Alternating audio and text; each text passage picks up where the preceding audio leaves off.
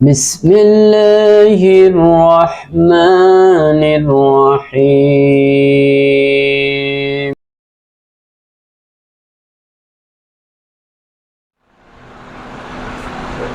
الحمد لله نحمده ونستعينه ونستغفره ونعوذ بالله من شرور أنفسنا ومن سيئات أعمالنا ونشهد أن لا إله إلا الله وحده لا شريك له له الملك وله الحمد يحيي ويميت وهو على كل شيء قدير ونشهد أن سيدنا محمدا عبده ورسوله صلى الله عليه وعلى آله وصحبه وبارك وسلم أما بعد فأعوذ بالله من الشيطان الرجيم بسم الله الرحمن الرحيم إن أول بيت هدي للناس ببكة مباركة للذي ببكة مباركا وهدى للعالمين صدق الله العظيم। উপস্থিত সালাতুল জুমা আদায়ের উদ্দেশ্যে আগত সম্মানিত দিনদার ইমানদার মুসল্লিয়ান ইকরাম, আসসালামু আলাইকুম ওয়া রাহমাতুল্লাহি ওয়া বারাকাতুহু। মহান আল্লাহ সুবহানাহু ওয়া তাআলার পবিত্রতম দরবারে জীবনের সকল শুকরিয়া ও সেজদা যে আল্লাহ সুবহানাহু ওয়া তাআলা অত্যন্ত অনুগ্রহ করে আমাদেরকে সুস্থ অবস্থায় সালাতুল জুমা আদায়ের উদ্দেশ্যে তারই ঘর মসজিদে আসার জন্য তৌফিক দিয়েছেন। এজন্য সেই মহান রবের প্রতি শুকরিয়া আদান বলি আলহামদুলিল্লাহ। দরুদ ও সালাম মহানবীর প্রতি, আল্লাহ সুবহানাহু ওয়া তাআলা যাকে শেষ নবী হিসাবে দুনিয়ায় পাঠিয়ে আল্লাহর এই জমিনে আল্লাহর দিন প্রতিষ্ঠার দায়িত্ব দিয়ে দিন প্রতিষ্ঠা করে আল্লাহর সান্নিধ্যে চলে গেছেন। আল্লাহ সুবহানাহু ওয়া তাআলা তাকে মাকামে মাহমুদে স্থান দিয়ে সম্মানিত করুন, বলুন আমিন। আসুন সেই মহামানব মহানেতা রাসূল সাল্লাল্লাহু আলাইহি ওয়াসাল্লামের প্রতি আন্তরিকতার সাথে মহব্বতের সাথে দরুদ ও সালাম পেশ করি, বলুন সাল্লাল্লাহু আলাইহি ওয়াসাল্লাম। উপস্থিত মুসল্লিয়ান ইকরাম, আজকের জুমার খুতবা মূল বিষয় হলো পৃথিবীর প্রথম ঘর কাবার ঐতিহাসিক দিকের উপর আলোচনা করা। আল্লাহ সুবহানাহু ওয়া তাআলা মানব সৃষ্টির পূর্বে ফেরেশতাদের সৃষ্টি করে তাদের তাওয়াফ করার জন্য একটা কেন্দ্র সপ্তাকাশে বাইতুল মামুর নামক মসজিদ স্থাপন করেন। সেখানে ফেরেশতারা নিয়মিত তাওয়াফ করে। আল্লাহ সুবহানাহু ওয়া তাআলা দুনিয়ায় মানুষ পাঠাবার পরিকল্পনা করে হযরত আদম আলাইহিস সালামকে দুনিয়ায় খেলাফতের দায়িত্ব দিয়ে পাঠালেন। পাঠিয়ে এই মানব সন্তানের জন্য তাওয়াবের একটি কেন্দ্র উপস্থাপন করলেন পৃথিবীর প্রাণ কেন্দ্র মক্কাতে, অর্থাৎ পৃথিবীর মধ্যখানে। সারা পৃথিবীর জনবসতি যেখানে যেখানে আছে তার মধ্যখানে অবস্থিত কাবা মক্কাতুল মুকাররমা। এখানে আল্লাহ সুবহানাহু ওয়া তাআলা হযরত জিবরিল আলাইহিস সালামকে দিয়ে আদম আলাইহিস সালামকে সাথে নিয়ে প্রথম কাবা ঘর তৈরি করা হয় মক্কাতে। তাই আল্লাহ সুবহানাহু ওয়া তাআলা সেই কথাকে সামনে রেখে কোরআনে মেসেজ পাঠিয়ে দিয়ে আল্লাহ সুবহানাহু ওয়া তাআলা আমাদেরকে জানিয়ে দিয়েছেন ইন্না আউয়ালাল বাইতিন, নিশ্চয় প্রথম ঘর, উদিয়া লিন্নাস, যা নির্মাণ করা হয়েছে মানুষের জন্য, লাল্লাযী বিবাক্কাতাম মুবারাকান, যা মক্কা, মক্কার আরবি নাম হলো বাক্কাতুন, পূর্বের নাম বাক্কাতুন, বেবাক্কাতিন, বাক্কা নগরীতে, মুবারাকান, যা বরকতপূর্ণ, বরকতপূর্ণ মক্কা নগরীতে আল্লাহ সুবহানাহু ওয়া তাআলা আল্লাহর এই ঘরটি প্রথম তৈরি করেন। এটাই ছিল বিশ্বের প্রথম ঘর। হুদাল্লিল মুত্তাকিন, এর হুদাল্লিল আলামিন, আল্লাহ সুবহানাহু ওয়া তাআলা এই ঘরকে প্রতিষ্ঠা করার মূল লক্ষ্য ছিল আলামিন, সৃষ্টি জগৎ, অর্থাৎ মানব জাতির, সকল মানব জাতির হেদায়েতের কেন্দ্রবিন্দু হিসাবে এই ঘরটি মক্কাতে উপস্থাপন করেন। যদিও আজকে এই মক্কা পবিত্র ঘর হিসাবে বিশ্ববাসীর কাছে পরিচিত এবং বিশ্বের সকল মুসলমানরা এই ঘরেই তাওয়াফ করার জন্য নির্দিষ্ট একটি মাসে সেখানে উপস্থিত হয়, হজের মাসে। কিন্তু এই ঘর প্রতিষ্ঠার যে মৌলিক দাবি, মূল দাবি, সেটা হলো হেদায়েত, সারা বিশ্বের মানুষের জন্য হেদায়েত। সেই হেদায়েতের কাজটি সার্বিকভাবে পরিচালিত হচ্ছে না। আজকে মুসলমানরা সারা বিশ্বে নির্যাতিত, নিষ্পেষিত, নিগৃহীত, অথচ কাবাতুল বাইতুল্লাহ, কাবাতুল বাইতুল্লাহকে আল্লাহ হেদায়েতের প্রাণ কেন্দ্র নির্দিষ্ট করেছেন, বানিয়েছেন। সেখান থেকেই সারা বিশ্বের মানুষের কাছে হেদায়েতের মেসেজ যাবে, এটাই ছিল কাবা ঘর নির্মাণের মূল উদ্দেশ্য। অথচ আজকে যারা কাবা ঘরের দায়িত্বে আছে, শাসক গোষ্ঠী, তারা ইসলাম সম্পর্কে অত সচেতন নয়। না থাকার কারণে তারা তাদের পারিবারিক তন্ত্র, রাজতন্ত্রকে প্রতিষ্ঠিত রাখার জন্যই তারা সবসময় সচেষ্ট থাকে, নিজেদের সেবার জন্য, নিজেদের আরাম আয়েশের দিকে তারা ঝুঁকে পড়ে। হেদায়েতের যে কল্যাণকর দায়িত্বটা, সেই দায়িত্বটাই তারা ভুলে গিয়েছে। যার কারণে মক্কাতুল মুকাররমা হেদায়েতের ঘর হওয়া সত্ত্বেও সেখান থেকে সারা বিশ্বের মানুষের কল্যাণে হেদায়েতের বাণী মানুষের কাছে পৌঁছে না। আজকে সামনে এই কয়েকদিন পরে যে হজের অনুষ্ঠান হবে আরাফাতের ময়দানে, এটা হলো সারা বিশ্বের মুসলমানদের জন্য ঐতিহাসিক মিলন কেন্দ্র, যেখানে সারা বিশ্বের মুসলিম প্রধানগণ উপস্থিত হয়ে সারা বিশ্বের মানুষের জন্য বাৎসরিক একটা পরিকল্পনা উপস্থাপন করবে, পরিকল্পনা গ্রহণ করবে, সেই পরিকল্পনা বাস্তবায়ন করবে। সারাটি বছর এরকম একটা উদ্দেশ্য, লক্ষ্য নিয়েই আরাফাতের ময়দানে ঐতিহাসিক সম্মেলনের ব্যবস্থা করা হয়েছে মহান আল্লাহ সুবহানাহু ওয়া তাআলার পক্ষ থেকে। তাই এটাকে, এই অবস্থানটাকে ফরজ ইবাদত হিসাবে আল্লাহ গ্রহণ করেছেন, স্বীকৃতি দিয়েছেন।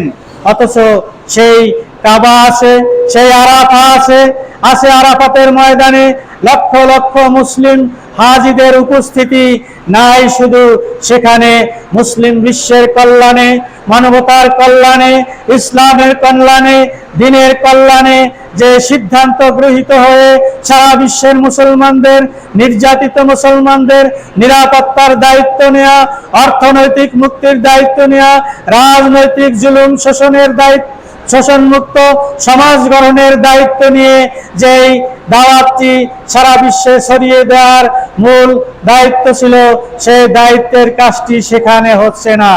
যার কারণে আজকে মুসলমানদের এতগুলো রাষ্ট্র থাকার পরেও, শক্তি থাকার পরেও মুসলমানরা নির্যাতিত, নিষ্পেষিত হচ্ছে। মুসলিমদের কল্যাণে মুসলমানদের এই ধন সম্পদ ঐশ্বর্য কোনো কাজে আসতেছে না।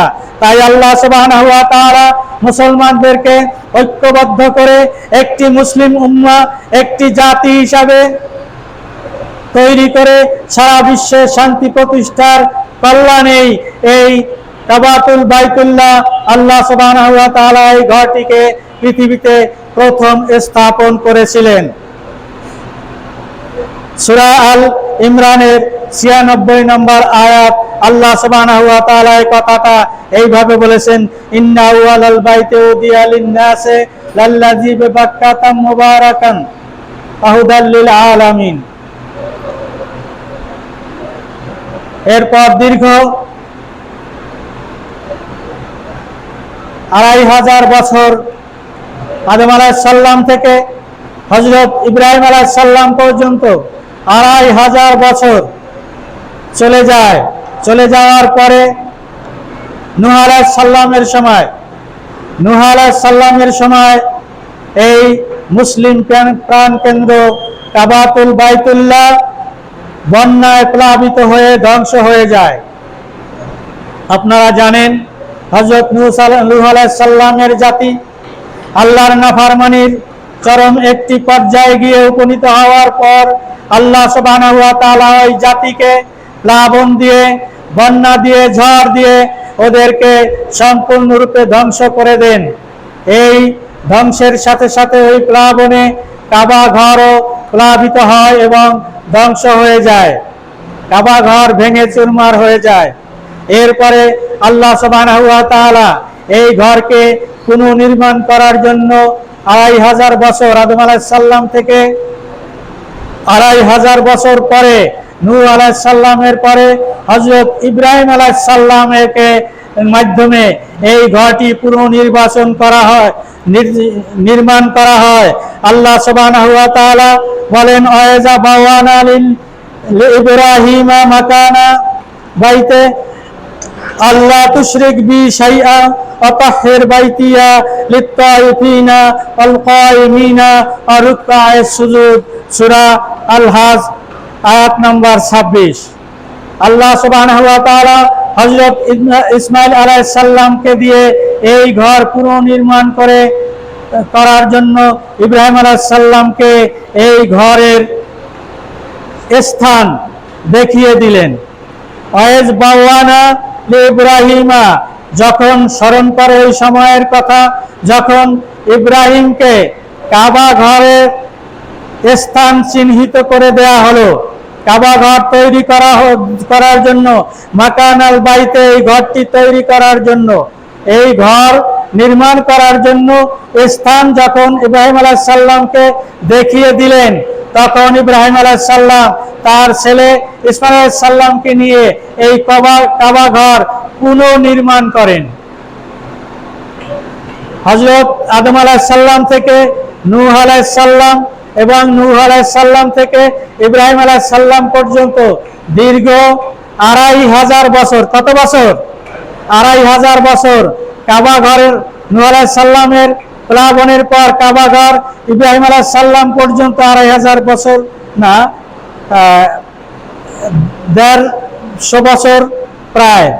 নূহ আলাইহিস সালাম জীবিত ছিলেন এই 900 প্রায় 1000 বছর।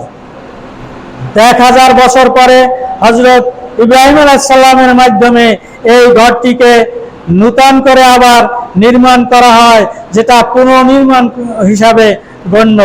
আল্লাহ বলেন যে এই ঘরকে তৈরি করার জন্য আমি যখন ইব্রাহিমকে জায়গাটা চিহ্নিত করে দিয়েছিলাম, অর্থাৎ কাবা ঘর যেখানে ছিল সেটা চারিদিকে পাহাড়, যারা হজে গেছেন, উমরায় গেছেন তারা দেখেছেন, চতুর্দিকে পাহাড় পরিবেষ্টিত একটা ছোট্ট উপত্যকা।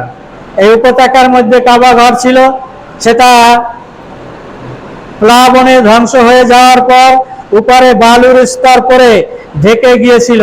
তাই আল্লাহ সুবহানাহু ওয়া তাআলা ওই জায়গাটা ইব্রাহিম আলাইহিস সালামকে দেখিয়ে দিলেন। এর পূর্বে আরো অনেক ইতিহাস আছে। হযরত ইসমাঈল আলাইহিস সালামকে কাবা ঘর নির্মাণের আগেই ওখানে তাকে রেখে এসেছিলেন হযরত ইব্রাহিম আলাইহিস সালাম আল্লাহর নির্দেশে। সেখানে ইব্রাহিম আলাইহিস সালামের সুবাদে আল্লাহ সুবহানাহু ওয়া তাআলার নির্দেশে সেখানে জমজম কূপ তৈরি হয়। কি তৈরি হয়? জমজম কূপ তৈরি হয়। সেখানে ইব্রাহিম আলাইহিস সালাম তার মায়ের সাথে দীর্ঘ বছর ওখানে থাকেন। 10 বছর 12 বছর বয়সে আল্লাহ সুবহানাহু ওয়া তাআলা ইব্রাহিম আলাইহিস সালামকে চরম একটা পরীক্ষা করলেন এবং সাথে ইসমাঈল আলাইহিস সালামকেও কোরবানির মাধ্যমে আল্লাহ সুবহানাহু ওয়া তাআলা ইব্রাহিম আলাইহিস সালামকে নির্দেশ দিলেন যে ইব্রাহিম, তুমি তোমার প্রিয় সন্তানকে আমার উদ্দেশ্যে কোরবানি করো। এই যে একটা বিরাট পরীক্ষা, এটা ওই কাবা ঘরের ওখানে ইব্রাহিম আলাইহিস সালাম থাকা অবস্থায়, তখন কাবা ঘর ছিল না। এরপরে যখন আস্তে আস্তে ইব্রাহিম আলাইহিস সালাম বড় হলেন, আল্লাহ সুবহানাহু ওয়া তাআলা ইব্রাহিম আলাইহিস সালামকে ইসমাঈল আলাইহিস সালামকে নিয়ে এই ঘর নির্মাণ করার নির্দেশ দিলেন। আল্লাহ সুবহানাহু ওয়া তাআলা ইব্রাহিম আলাইহিস সালাম এবং ইসমাঈল আলাইহিস সালামের মাধ্যমে আল্লাহর এই পবিত্র ঘর, মুসলমানদের কেন্দ্র কাবাতুল বাইতুল্লাহ তৈরি করলেন হযরত ইব্রাহিম আলাইহিস সালাম এবং হযরত ইসমাঈল আলাইহিস সালাম। এই ঘর তৈরি করে ইব্রাহিম আলাইহিস সালাম আল্লাহর দরবারে যে প্রার্থনা করেছিলেন, সূরা আল বাকারার 127 এবং 128 নম্বর আয়াতে আল্লাহ সুবহানাহু ওয়া তাআলা কথাটা এভাবে বলেছেন, ওয়াইজ ইয়ারফাউ ইব্রাহিমুল কওয়াইদা মিনাল বাইতে ওয়া ইসমাঈল রব্বানা তাকাব্বাল মিন্না ইন্নাকা আনতাস সামিউল আলিম রব্বানা ওয়াজআলনা মুসলিমাইন লাকা মিন যুররিয়াতিনা উম্মাতাম মুসলিমাতাল লাক ওয়া আরিনা মানাসিকানা ওয়া তুব আলাইনা ইন্নাকা আনতাত তাওয়াবুর রহিম। আল্লাহ সুবহানাহু ওয়া তাআলা ইব্রাহিম আলাইহিস সালামকে কাবা ঘর তৈরি করার নির্দেশ দেওয়ার পর ইব্রাহিম আলাইহিস সালাম আল্লাহর নির্দেশে কাবা ঘর পুনর্নির্মাণ করলেন। করার পরে মহান রবের দরবারে প্রার্থনা করে ইব্রাহিম আলাইহিস সালাম কি বললেন শুনুন। ইব্রাহিম আলাইহিস সালাম বললেন, রব্বানা, হে আমাদের রব, তাকাব্বাল, আমাদের পক্ষ থেকে কবুল করুন, মিন্না, আমাদের পক্ষ থেকে, ইন্নাকা, নিশ্চয় আপনি, আনতাস সামিউল আলিম, আপনি সর্বশ্রোতা এবং সর্বজ্ঞাতা, অর্থাৎ সব কিছু আপনি শোনেন। আওয়াজ করে বললেও আপনি শোনেন, আওয়াজ না করে বললেও আপনি শোনেন। আপনি প্রকাশ্য অপ্রকাশ্য সর্ব অবস্থায় যেখানে যা কিছু আছে সব কিছু দেখতে পান, জানতে পান, সব আপনার জ্ঞানের আওতায়।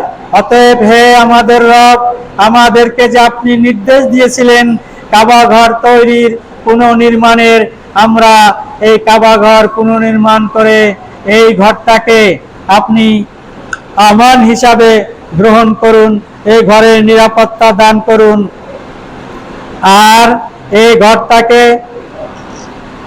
আমাদের জন্য কল্যাণময় করে গড়ে তুলুন।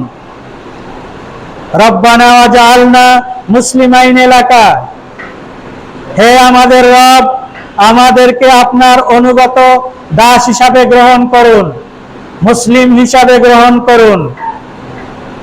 আমিন যুররিয়াতিনা, এবং আমাদের সন্তানদেরকেও, উম্মাতাম মুসলিমান লাকা, আমাদের সন্তানদেরকেও আপনি মুসলমান হিসাবে কবুল করুন, আপনার দাস অনুগত বান্দা হিসাবে কবুল করুন। আরেনা, এবং আমাদেরকে দেখিয়ে দিন, বলে দিন, জানিয়ে দিন, মানাসিকানা, ইবাদতের নিয়ম কানুন, কিভাবে ইবাদত করতে হয়, আপনার হুকুম কিভাবে পালন করতে হয়, তার নিয়ম কানুন আমাদেরকে বলে দিন, আমাদের দেখিয়ে দিন, আমাদের জানিয়ে দিন। অতুব আলাইনা, এবং আমাদের তওবা কবুল করুন, আমাদের তওবা কবুল করুন। ইন্নাকা আনতাত তাওয়াবুর রহিম, নিশ্চয় আপনি সর্বোত্তম তওবা কবুলকারী। সুবহানাল্লাহ। আল্লাহর নবী হযরত ইব্রাহিম আলাইহিস সালাম কাবা ঘর ইসমাঈল আলাইহিস সালামকে নিয়ে তৈরি করার পর এই প্রার্থনা করলেন। আল্লাহ সুবহানাহু ওয়া তাআলা তার প্রার্থনাকে কবুল করে মুসলমানদের জন্য এই কাবা ঘরকে হজের হজ পালনের জন্য নির্দিষ্ট করে হযরত ইব্রাহিম আলাইহিস সালামকে নির্দেশ দিলেন। ওয়াজ্জিন ফিল হজ্জ ফিন নাসে বিল হজ্জ ইয়াতুকা রিজালান ওয়া আলা কুল্লি যামিরিন ইয়াতিনা মিন কুল্লি ফাজ্জিন আমিক। আল্লাহ সুবহানাহু ওয়া তাআলা ইব্রাহিম আলাইহিস সালাম কাবা ঘর নির্মাণ করার পরে ইব্রাহিম আলাইহিস সালামকে নির্দেশ দিলেন, হে ইব্রাহিম, মুসলমানদের জন্য প্রাণ কেন্দ্র হিসাবে কাবা ঘর তৈরি হয়ে গিয়েছে। এখন তোমার দায়িত্ব হলো মুসলমানদেরকে, মানুষদেরকে এই কাবা ঘরের দিকে আহ্বান জানানো। ওয়াজ্জিন ফিন নাস, মানুষের মধ্যে ঘোষণা করে দাও। আজান শব্দটা আমরা আজান দেই না, আজান বলি না, আজান মানে কি আহ্বান জানানো, দাওয়াত দেওয়া। আল্লাহ ইব্রাহিম আলাইহিস সালামকে বললেন যে তুমি আহ্বান জানাও, লোকদেরকে দাওয়াত দাও এই ঘরের তাওয়াফ করার জন্য। এই ঘরের তাওয়াফ করার জন্য তুমি দেখবে দূর দূরান্ত থেকে মুসলমানরা, মানুষগুলো শীর্ণকায় উটের পিঠে অথবা পায়ে হেঁটে তোমার এই কাবা ঘরে তাওয়াফ করার উদ্দেশ্যে, হজ করার উদ্দেশ্যে আসবে পাহাড়ের এবড়ো থেবড়ো পথ বেয়ে। অর্থাৎ পাহাড়ি পথ অত্যন্ত কষ্টদায়ক পথ, বিপদ সংকুল পথ। এই পথ পাড়ি দিয়ে মক্কায় লোকেরা আসবে এই হজ করার জন্য। আল্লাহ সুবহানাহু ওয়া তাআলা তাই ইব্রাহিম আলাইহিস সালামকে হজের জন্য আহ্বান জানানোর নির্দেশ দিলেন। সূরা হজের 27 নম্বর আয়াতে আল্লাহ এই কথাটা স্পষ্ট ভাবে বলে দিলেন। হযরত ইব্রাহিম আলাইহিস সালামকে আরো নির্দেশ দিলেন আল্লাহ সুবহানাহু ওয়া তাআলা যে এটা শুধু হজের জন্যই নয়, এটা হলো মুসলমানদের পুনর্মিলন কেন্দ্র। পুনর্মিলন কেন্দ্র, সারা বিশ্বের মানুষগুলো এখানে আসবে। তারা এখানে এসে পরস্পরের খোঁজ খবর নিবে, কোন দেশের লোক কোন অবস্থায় আছে। হজের মূল উদ্দেশ্যই ছিল এটা। কিন্তু আজকে হজ হয়, হজের জন্য সারা বিশ্বের থেকে মানুষও যায়, কিন্তু মুসলিমদের কল্যাণে যে সিদ্ধান্ত নেওয়া দরকার রাষ্ট্রীয়ভাবে, সেই সিদ্ধান্তের কথা ওখানে আলোচনা হয় না। ওখানে শুধু একটা মোনাজাত দিয়েই শেষ করা হয়। মুসলিম মিল্লাতের শান্তি নিরাপত্তার জন্য যেই ঘোষণা ওই মক্কা মুকাররমা থেকে, আরাফাতের ময়দান থেকে আসা দরকার, সেই ঘোষণাটা সেখান থেকে আসে না। যার মূল কারণ হলো সারা বিশ্বের মুসলিম সরকারগুলো ইসলাম থেকে অনেক দূরে, ইসলাম থেকে অনেক দূরে।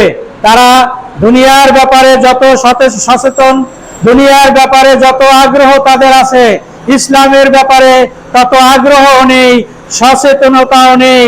যেন ইসলাম কোনো মানুষের ধর্ম নয়, এটা ফেরেশতাদের ধর্ম, এই রকম একটা ভাবধারা মুসলমানদের মধ্যে এবং মুসলিম সরকারগুলোর মধ্যে প্রতিষ্ঠিত হয়েছে। যার কারণে হজে গিয়ে মক্কাতুল মুকাররমে মুসলমানরা ঐক্যবদ্ধ হয় ঠিকই, কিন্তু যে উদ্দেশ্যকে কেন্দ্র করে সারা বিশ্বের মুসলিম উম্মতের কল্যাণের জন্য, সিদ্ধান্ত গ্রহণ করার জন্য, এই আহ্বান জানানোর জন্য, যে সিদ্ধান্ত নেওয়ার জন্য আরাফাতে উপস্থিত হওয়ার নির্দেশ দেওয়া হয়েছিল, সেই কাজটা সেখানে হচ্ছে না।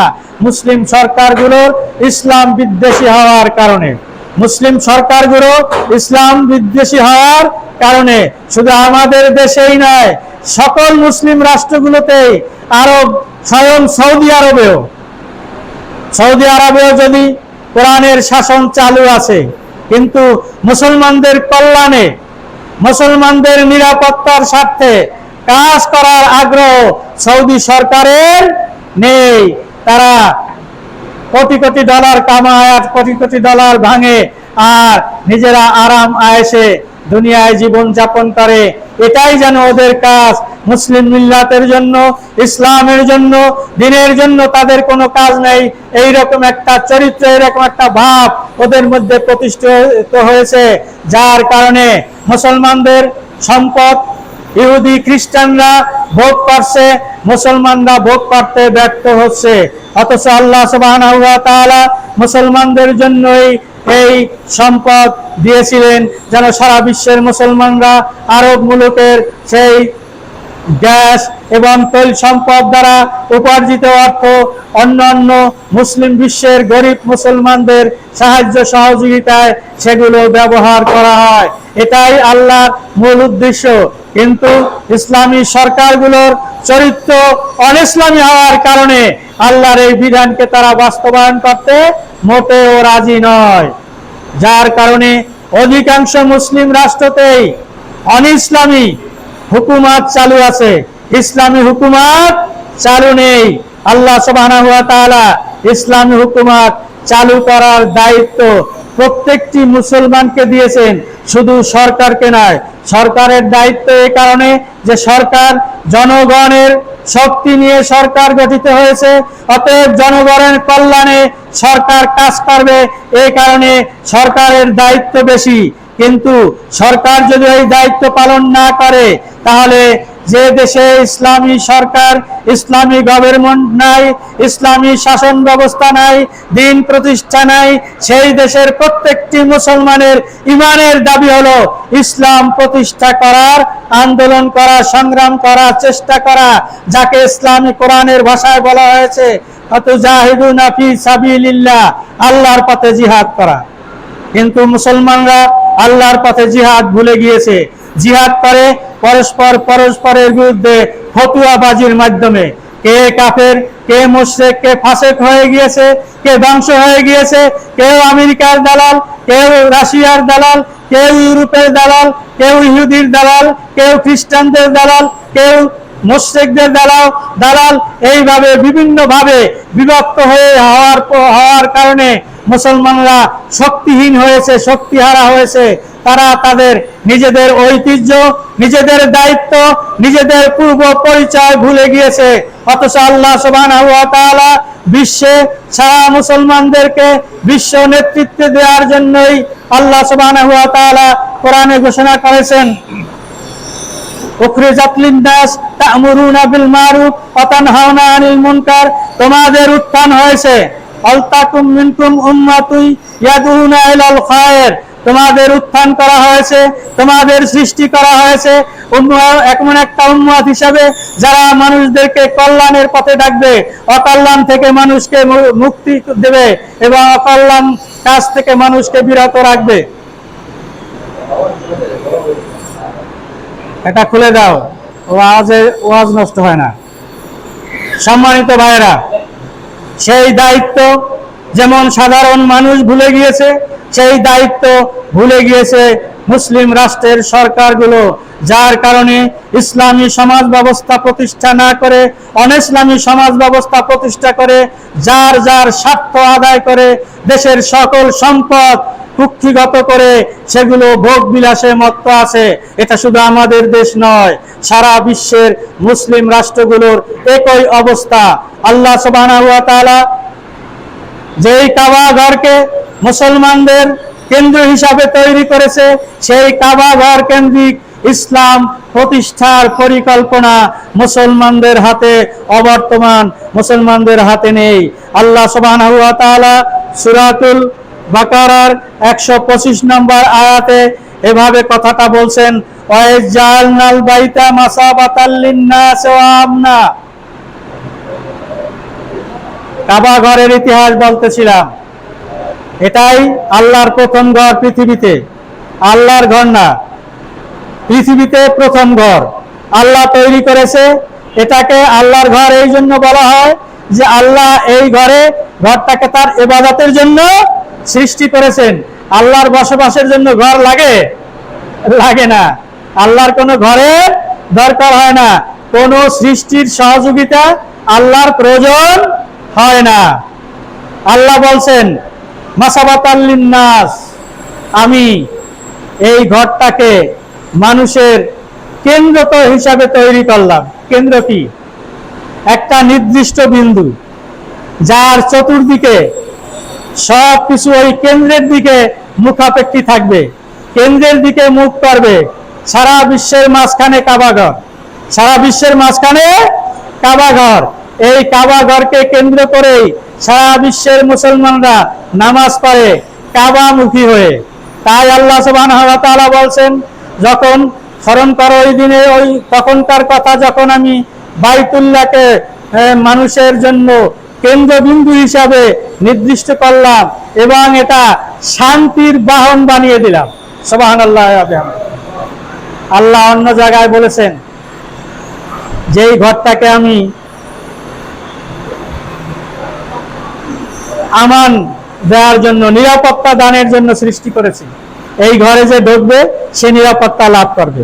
এই কারণে এখনো কোনো অপরাধী যদি অপরাধ করে হেরেম কাবার হেরেম পার হয়ে মক্কার চত্বরে যায় অথবা হেরেমের ভিতরে ঢুকতে পারে, তাহলে পুলিশ তাকে অ্যারেস্ট করবে না।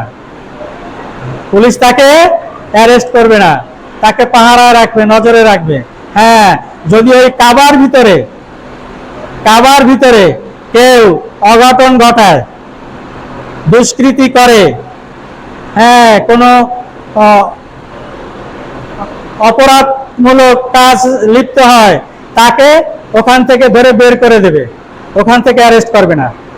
ওখান থেকে ওই ব্যক্তিকে বের করে দিবে, অ্যারেস্ট করবে না। কারণ আল্লাহ সুবহানাহু ওয়া তাআলা এই ঘরে মানুষের জান এবং প্রাণের নিরাপত্তা দান করা হয়েছে।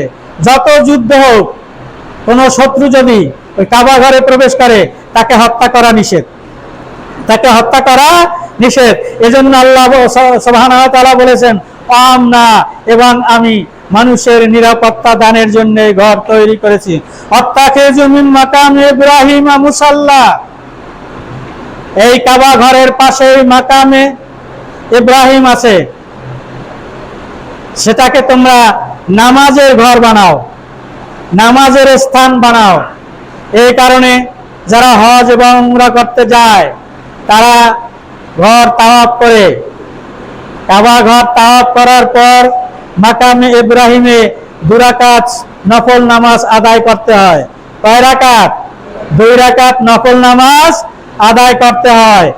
ওয়াহিদনা ইলা ইব্রাহিমা এবং ইসমাইলা, ইব্রাহিম এবং ইসমাইলের কাছ থেকে আমি অঙ্গীকার নিলাম। ওয়াহিদনা, আমি অঙ্গীকার নিলাম, ইলা ইব্রাহিম আর ইসমাইল, ইব্রাহিম এবং ইসমাইলের থেকে, আন তাহহির বাইতিয়া, আমার এই ঘরকে তোমরা পবিত্র রাখবে। কাকে নির্দেশ দিয়েছেন? ইব্রাহিম এবং ইসমাইলকে আলাইহিস সালাম। আল্লাহ সুবহানাহু ওয়া তাআলা কি জন্য? লিত্তাইফিনা, মানুষের তাওয়াফ করার জন্য, হাজীদের তাওয়াফ করার জন্য। আল্লাহ আকিফিনা, এবং ইতিকাফের জন্য, কাবা ঘরে ইতিকাফের জন্য। তাই রমজান মাসে সারা বিশ্ব থেকে মানুষ কাবা ঘরে ইতিকাফ করার জন্য উমরা করতে যায়। অনেক যাদের টাকা পয়সা আছে তাদের একটা আগ্রহ থাকে যে কাবা ঘরে ইতিকাফ করবে। এই কারণে তারা রমজানের প্রথম দিকে অথবা রমজানের মাঝামাঝি উমরা করতে গিয়ে কাবা ঘরে তাওয়াফ করে এবং কাবা ঘরে ইতিকাফ করে। ইতিকাফকারীদের জন্য আর রুকআ সুজুদ এবং রুকু ও সিজদাকারীদের জন্য কাবা ঘর তোমরা পবিত্র রাখো, নিরাপদ রাখো। সম্মানিত ভাইরা, আল্লাহ সুবহানাহু ওয়া তাআলা এভাবে কাবা ঘরকে নির্মাণ করে সেই কাবা ঘর মুসলিম ঐক্যের জন্য নির্ধারণ করেছে। অথচ আজকে মুসলমানদের মধ্যে অনৈক্য। কোরআন হাদিস যারা জানে এবং বোঝে, এ সকল ইমানদার আলেম ওলামাদের মধ্যে ঐক্য নেই। এর অর্থ তারা কোরআন পড়ে, কোরআন জানার জন্য, বুঝার জন্য নয়। কোরআনের 1 নম্বর সওয়াব হবে, সওয়াবের জন্য 2 নম্বর কোরআন দ্বারা দুনিয়ায় জীবিকা উপার্জনের একটা মাধ্যম, এটা একটা উত্তম মাধ্যম হিসাবে তারা গ্রহণ করার কারণে কোরআনের নির্দেশনা মানতে তারা রাজি নয়। তাহলে আজকে মুসলমানদের মধ্যে অনৈক্য থাকার কথা নয়, যেখানে আল্লাহ সুবহানাহু ওয়া তাআলা কোরআনে ঘোষণা দিয়েছেন ওয়াতাসিমু বিহাবলিল্লাহি জামিআ ওয়া লা তাফাররাকু। এই ঘোষণাটা কি ফেরেশতাদের জন্য? কোরআন নাজিল হয়েছে মুসলমানদের জন্য, মানুষের জন্য। এই ঘোষণাটা মানুষের জন্য, বিশেষ করে মুসলমানদের জন্য, ঈমানদারদের জন্য। আজকে ফেরকাবাজ বিভিন্ন ফেরকায় বিভক্ত হয়ে তারা নিজেদের শ্রেষ্ঠত্ব, নিজেদের বড়ত্ব, নিজেদের কর্তৃত্ব দুনিয়ায় প্রতিষ্ঠিত করার জন্য, নিজেদের দল ভারী করার জন্য হাজারো চেষ্টা করে যাচ্ছে। অথচ আল্লাহর জমিনে আল্লাহর দ্বীন প্রতিষ্ঠার মাধ্যমে শান্তির একটি সমাজ, মানুষকে শোষণ মুক্ত একটি সমাজ উপহার দেওয়ার মতো যে নির্দেশনা আল্লাহর পক্ষ থেকে আল্লাহ সুবহানাহু ওয়া তাআলা নবীদেরকে দিয়েছিলেন, সেই নবীদের ওয়ারিস হিসাবে, উম্মত হিসাবে নিজেরা দাবি করার পরও সেই দায়িত্বটা পালন করতে তারা রাজি নয়। আল্লাহর নবী মুহাম্মদুর রাসূলুল্লাহ সাল্লাল্লাহু আলাইহি ওয়াসাল্লাম তিনি কোরআনের হাফেজ ছিলেন। এই কোরআন তার মুখস্থ ছিল। তিনি কোরআন হেফজ করে টাকা পয়সা কামাই করে নাই, করেছেন? ওই হাফেজদের মতো কি কয় ওটাকে, খতমে কন্ট্রাক্ট খতম করে তিনি পয়সা উপার্জন করেছেন? করেন নাই। তিনি কি করেছেন? আল্লাহ সুবহানাহু ওয়া তাআলা কোরআনের নির্দেশ দিয়েছেন। আল্লাহ বলেছেন আন আকিমুদ্দিন, হে নবী দিন প্রতিষ্ঠা করো। যেই দিন তোমাকে কোরআনের মাধ্যমে জানিয়ে দেওয়া হয়েছে সেই দিন তুমি প্রতিষ্ঠা করো। এই মূল দায়িত্ব ছিল নবী রাসূলদের। এই কারণে আল্লাহ সুবহানাহু ওয়া তাআলা অন্য আয়াতে এই কথাটা স্পষ্টভাবে বলেছেন, হুয়াল্লাযী আরসালা রাসূলাহু বিল হুদা ওয়া দীনিল হক। সেই মহান সত্তা আল্লাহ সুবহানাহু ওয়া তাআলা তার রাসূলকে পাঠিয়েছেন দ্বীন হক এবং হেদায়েত সহকারে। লিইয়ুযহিরাহু আলাদ দীনি কুল্লিহি, এই দ্বীন হক এবং হেদায়েত দুনিয়ায় প্রতিষ্ঠিত করবে সকল দ্বীনের উপরে। সকল দ্বীন কি? মানব রচিত মতাদর্শ। মানব রচিত মতাদর্শ। নমরুদ, তার রাষ্ট্রে কার আইন প্রতিষ্ঠা ছিল? নমরুদের আইন প্রতিষ্ঠা ছিল। এটা তার রচিত আইন, এটা তার রচিত মতবাদ, এটা তার রচিত মতাদর্শ, এটা প্রতিষ্ঠা ছিল। সেইটা উপড়ে ফেলে আল্লাহর দ্বীন প্রতিষ্ঠার জন্য দায়িত্ব দেওয়া হয়েছিল কাকে? হযরত ইব্রাহিম আলাইহিস সালামকে। নমরুদের সময় কে নবী ছিলেন? ইব্রাহিম আলাইহিস সালাম। কথাটা ভুলে গেছেন? ভোলার তো কথা নয়, এগুলো তো স্মরণ থাকার কথা মুসলমান হিসাবে। কারণ আপনার পরকালের নাজাত এগুলো মুখস্থ রাখার উপরে নির্ভর করে আর আমল করার উপরে নির্ভর করে। নবীদের যে দায়িত্ব ছিল, নবীদের অবর্তমানে খোদার কসম প্রত্যেকটি ঈমানদার মুসলমানের এই দায়িত্ব, যদি জান্নাতে যেতে হয়। অন্যথায় জান্নাতে যাওয়ার স্বপ্ন দেখে কোনো লাভ নাই, এই নামাজ পড়ারও কোনো দরকার নেই। যে আল্লাহর জমিনে যেখানে আল্লাহর দ্বীন প্রতিষ্ঠা নাই, সেখানে কোনো ঈমানদার দুনিয়াবি কাজে আত্মনিয়োগ করে দুনিয়ায় ফুর্তি ফার্তিতে মেতে থাকতে পারে না, কারণ তার সামনে পরকাল। প্রত্যেকটি ঈমানদারের সামনে কি? পরকাল। প্রত্যেকটি মুমিনের সামনে পরকাল। পরকালের মুক্তি হলো আমাদের উদ্দেশ্য লক্ষ্য। এটাই একমাত্র উদ্দেশ্য লক্ষ্য হওয়া উচিত। আমরা নামাজ কেন পড়ি? অথচ এই নামাজের কোনো মূল্য নাই যদি আপনি আল্লাহর দ্বীন প্রতিষ্ঠার জন্য চিন্তা ভাবনা না করেন। নামাজ অবশ্যই ফরজ, অবশ্যই পড়তে হবে, কিন্তু এই নামাজ ফরজ করার আগে আল্লাহ সুবহানাহু ওয়া তাআলা দ্বীনের যে দায়িত্ব নবীদেরকে দিয়েছেন, সেই দায়িত্ব আপনার আমার উপরেও ফরজ। কি ফরজ? এটা না করলে নাজাতের কোনো উপায় নাই। আপনি মনে করছেন হুজুররা করতেছে, করুক। এক হুজুরে পেট ভরিয়ে কোরমা পোলাও খাইতেছে, আপনি দেখতেছেন, আপনার পেট ভরবে না হুজুরের পেট ভরবে? কার পেট ভরবে? হুজুরের পেট ভরবে। খাইলে যদি হুজুরের পেট ভরে, না খাইলে যদি আপনার পেট না বাড়ে, তাহলে হুজুরে কাজ করলে হুজুরের উপকার হবে, আপনি কাজ করলে আপনার উপকার হবে। আপনি হুজুরের উপর দায় দায়িত্ব দিয়ে মুক্তি পাওয়ার কোনো সুযোগ নাই। কে কি করলো আমার সেটা দেখার ব্যাপার না। আমাকে আল্লাহ সুবহানাহু ওয়া তাআলা কি দায়িত্ব দিয়েছেন, সেই দায়িত্বটা পালন আমি করছি কিনা সেটাই দেখার দায়িত্ব। আল্লাহ সুবহানাহু ওয়া তাআলা বলছেন লিইয়ুযহিরাহু আলাদ দীনি কুল্লিহি, আল্লাহর জমিনে যত মতবাদ আছে, যত মানব রচিত আদর্শ আছে, দিন আছে, সব উপরে ফেলে দিয়ে আল্লাহর দেওয়া কোরআনের হেদায়েত, কোরআনের দিন, ইসলামকে প্রতিষ্ঠা করতে হবে। এটাই আপনার আমার সকলের একমাত্র দায়িত্ব। এই কারণেই নামাজ রোজা ফরজ করা হয়েছে, ধৈর্য প্রয়োজনের কারণেই। সূরা আল আসরে ওয়াতাওয়াসাউ বিল হক ওয়াতাওয়াসাউ বিস সাবর, দুইটা কথা বলেছেন। হকের কাজ করলেই বিপদ আসতে পারে, এই বিপদ আসলেই ধৈর্য ধরতে হবে। মাইর আসবে, আল্লাহ রসুল তো মাইর খান নাই, খাইছেন?